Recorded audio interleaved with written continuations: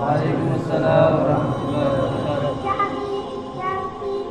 سلام منا لله زكائي ويسر واختياري أبو الوليد أبو بكر رسول الزمان خليل مدو مقدس وليدي الحنان سبحانه وتعالى حجنا ولله همة الصالحة يجعل الله وعلى كل ذلك سر ولد قال تعالى وما خلقت الجن والإنس إلا ليعبدون وأنا هذا بين صراط الله عبادته فاطلبوه بكل بدن ومن لم يكن ربه في عبادته وهو مؤمن قال تعالى وما كنت الله مخلصين له الدين حنفاء يقيموا الصلاة ويؤتوا الزكاة وذلك دين القيم قال تعالى لكن وجاء الدين حنيفا فطرة الله التي فطر الناس عليها لا تبديل لخلق الله ذلك الدين القيم ولكن أكثر الناس لا يعلمون وقد أحدهم وتعليمه وأحكامه القول وإفراد الله بالعبادة والإيمان يدعو الخالق فعله وتدبيره والإيمان بأسمائه وصفاته سبحانه وتعالى وعلى هذا بين أقسام التوحيد ثلاثة هي الربوبية وهو أن نؤمن أن الله هو الذي خلقنا ورزقنا وهو الذي يتولى برزقنا قال تعالى يا أيها الناس ربكم الذي خلقكم والذين من قبلكم لعلكم تتقون الذي جعلكم الأرض فراشا والسماء بناء وأنزل من السماء ماء فأخرج به من الثمرات رزقا لكم فلا تجعلوا لله أندادا وأنتم تعلمون قال تعالى حتى ينظرون إلى الإبل كيف خلقت وإلى السماء كيف رفعت وإلى الجبال كيف نصبت وإلى الأرض كيف سطحت قال تعالى ذكركم الله الذي خلق السماوات والأرض في ستة أيام ثم استوى على الأرض يغشي الليل النهار يطلبه حثيثا والشمس والقمر والنجوم مسخرات بأمره ألا له الخلق أمره بارك الله رب العالمين الثاني الربوبية وهو أن تعبد الله ولا تشرك به أحدا يأتي إليه باعتبار عبادته الله أكبر. الله أكبر. قال تعالى قل إن صلاتي ونسكي ومحياي ومماتي لله رب العالمين لا شريك له وبذلك أمرت وأنا أول المسلمين ومن الله وبارك وهو أن يؤمن أن الله لا يسأله بأسمائه وصفاته أحد من البشر قال تعالى ولله الأسماء الحسنى فادعوه بها ومن أرسل ثم